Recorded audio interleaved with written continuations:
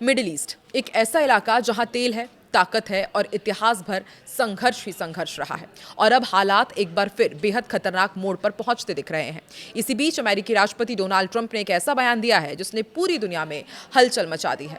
Iran अब समझौते के लिए भीख मांग रहा है। क्या ये सच है कि अमेरिका ने सच में मिडिल ईस्ट में गेम पलट दिया है? और आखिर क्यों ट्रंप ने स्ट्रेट ऑफ हॉर्मुज को स्ट्रेट ऑफ ट्रंप कह दिया है? नमस्कार, मैं हूं आकांक्षा और आप देख रहे न्यूज़ 18 का डिजिटल प्लेटफॉर्म। तो सबसे पहले आपको समझाते हैं कि मिडिल ईस्ट इतना संवेदनशील क्यों है। देखिए, ये क्षेत्र दुनिया के सबसे बड़े तेल भंडारों में से एक है और यही वजह है कि यहाँ हमेशा से बड़ी ताकतों की नजर रही है। यहाँ धर्म, राजनीति और संसाधनों का ऐसा मिश्रण है जो किसी भी वक्त विस्फोटक स्थिति पैदा कर सकता है। ईरान और अमेरिका के रिश्ते खास तौर पर 1979 की इस्लामिक रिवॉल्यूशन के बाद से खराब है और तब से लेकर आज तक दोनों देशों के बीच तनाव कभी खत्म नहीं हुआ। अमेरिका दरअसल ये आरोप लगाता आया है कि ईरान परमाणु हथियार बनाने की कोशिश कर रहा है और इसी के जरिए वो पूरी दुनिया को दबाव में रखना चाहता है।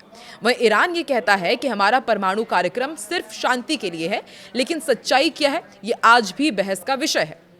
अब आते हैं डोनाल्ड ट्रंप के सबसे बड़े दावे पर। उन्होंने कहा है कि अमेरिका ने ऑपरेशन एपिक फ्यूरी के जरिए ईरान की सैन्य ताकत को लगभग खत्म कर दिया है। ईरान अब हमारे सामने झुक चुका है, ये कहना है डोनाल्ड ट्रंप का। लेकिन ध्यान देने वाली बात यह है कि इस ऑपरेशन की आधिकारिक पुष्टि बहुत कम स्रोतों से होती है, यानी ये बयान हकीकत भी हो सकता है या फिर पॉलिटिकल नरेटिव भी।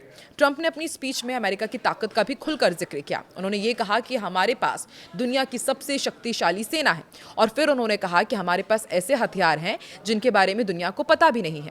ये बयान सिर्फ ताकत दिखाने के लिए नहीं बल्कि एक साफ संदेश भी था कि हमसे टकराना आसान नहीं है। लेकिन देखिए, ईरान टकरा रहा है और लगातार टकरा रहा है। 1 महीना हो चुका है, लेकिन फिर भी अमेरिका और इजराइल उसे पटखनी अब तक दे नहीं पाया है। ट्रंप ने अपने पहले कार्यकाल की सबसे चर्चित घटना को भी याद किया। सुलेमानी ईरान के सबसे ताकतवर सैन्य नेताओं में से एक थे। उनकी मौत के बाद पूरे मिडिल ईस्ट में तनाव अपने चरम पर पहुंच गया था और कुछ लोगों के लिए ये अमेरिका की बड़ी जीत थी तो कुछ के लिए एक खतरनाक उकसावा भी। और अब बात करते हैं उस जगह की जिसका नाम ट्रंप ने बदल दिया है। स्ट्रेट ऑफ हॉर्मुज, आप इसके बारे में सुन ही रहे हैं, जो दुनिया का सबसे महत्वपूर्ण ऑयल रूट है। दुनिया का लगभग 20% तेल इसी रास्ते से गुजरता है। अगर यहाँ थोड़ी सी भी गड़बड़ी होती है तो पूरी दुनिया में तेल की कीमतें आसमान छू सकती है, जैसा कि अभी चल ही रहा है।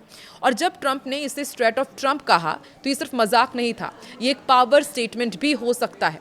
अब आते हैं सबसे दिलचस्प हिस्से पर। ट्रंप ने खुद को दरअसल शांति दूत बताया है।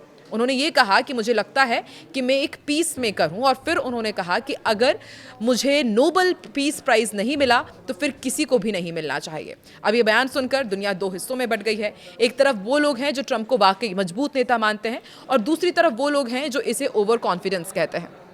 और अब सबसे बड़ा सवाल कि क्या ईरान सच में दबाव में है? तो कुछ रिपोर्ट्स कहती है कि आर्थिक प्रतिबंधों ने ईरान को कमजोर किया है, लेकिन दूसरी तरफ ईरान अभी भी क्षेत्र में मजबूत पकड़ बनाए हुए, यानी कि स्थिति इतनी सीधी नहीं है जितनी दिखाई जा रही है। और अगर ये तनाव बढ़ता है तो इसका असर सिर्फ मिडिल ईस्ट तक सीमित नहीं है। तेल की कीमतें बढ़ रही है, ग्लोबल इकोनॉमी पर असर पड़ रहा है और सबसे बड़ा खतरा युद्ध। इसलिए पूरी दुनिया की नज़र इस पर बनी हुई है। तो पूरी कहानी में कई परतें हैं। ट्रंप के दावे हैं, ईरान की स्थिति है और मिडिल ईस्ट का जटिल समीकरण है। सच क्या है ये समय बताएगा, लेकिन एक बात साफ है कि ये मामला सिर्फ 2 देशों का नहीं बल्कि पूरी दुनिया की स्थिरता से जुड़ा हुआ है। अब आप बताइए, क्या डोनाल्ड ट्रंप सच में पीस मेकर है या ये सिर्फ एक पॉलिटिकल गेम है? कमेंट में अपनी राय जरूर दें। वीडियो पसंद आए तो लाइक करें, चैनल को सब्सक्राइब भी जरूर करें।